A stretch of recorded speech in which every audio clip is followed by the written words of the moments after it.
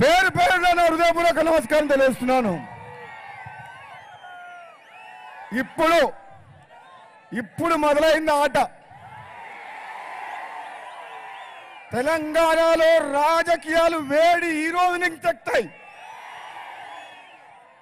మన గౌరవ ముఖ్యమంత్రి రేవంత్ రెడ్డి గారికి కుడి పక్కన కోమటిరెడ్డి వెంకటరెడ్డి, ఎడమ పక్కన కోమటిరెడ్డి రాజగోపాల్ రెడ్డి.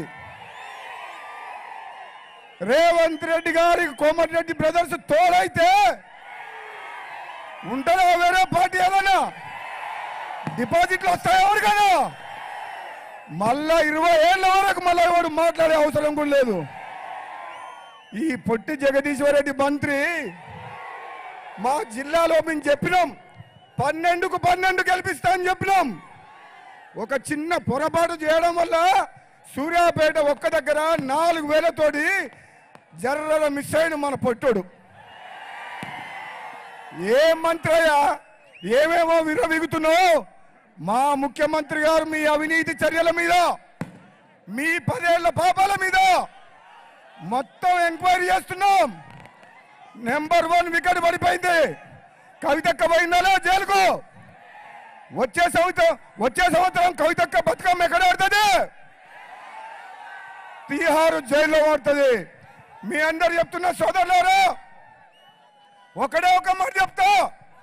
10 ఏళ్ల పాటు అప్పుల పాలు చేసి ఆగమైన తెలంగాణ మొత్తాన్ని ఈరోజు తెలంగాణ రాష్ట్రాన్ని గాడిలో పెట్టే బాధ్యత, నిజమైన బంగారు తెలంగాణ చేసే బాధ్యత మన గౌరవ ముఖ్యమంత్రి గారు రేవంత్ రెడ్డి గారు తీసుకున్నారు. మీలాగా టిఆర్ఎస్ పార్టీ లాగా కుటుంబం కోసం, కమిషన్ల కోసం ఈ ప్రభుత్వం పనిచేయదు. రేవంత్ రెడ్డి గారి నాయకత్వంలో భువనగిరి గడ్డ అంటే కాంగ్రెస్ అడ్డనా కదా?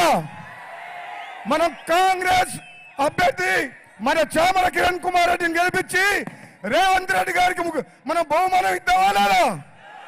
ఒకసారి చేయలేవటండి అందరూ గెలిపిద్దామా? మీ అందరి తరపున గౌరవ ముఖ్యమంత్రి గారిని ఒకటే వినయం చేస్తున్నా.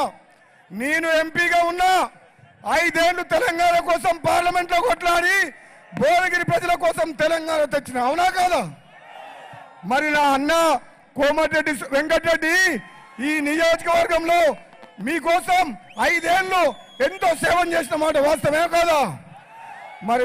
మరి ఇప్పుడు రేవంత్ రెడ్డి గారు ముఖ్యమంత్రి గారు మనకు ఒక అగ్ని పరీక్ష పెట్టిండు. చామల కిరణ్ కుమార్ రెడ్డి గారిని పంపించి గెలిపించుకొని రమ్మని చెప్పిండు. గెలిపిద్దామా వద్దా? మేమందరం కూడా ఈ రోజు నుంచి రాత్రింబగలు కష్టపడి నల్లగొండ పార్లమెంట్ లో మెజార్టీ ఎక్కువ వస్తుందా, భువనగిరి పార్లమెంట్ లో మెజార్టీ ఎక్కువ వస్తుందా?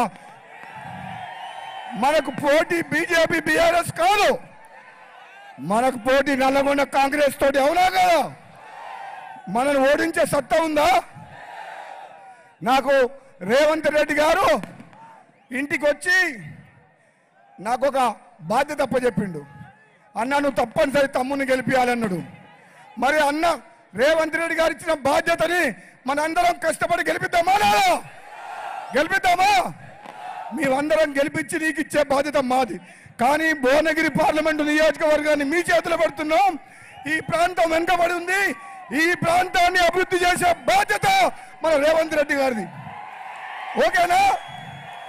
ఒక్కసారి నన్ను జై కాంగ్రెస్ అనండి. జై కాంగ్రెస్. చెయ్యి గుర్తుకే.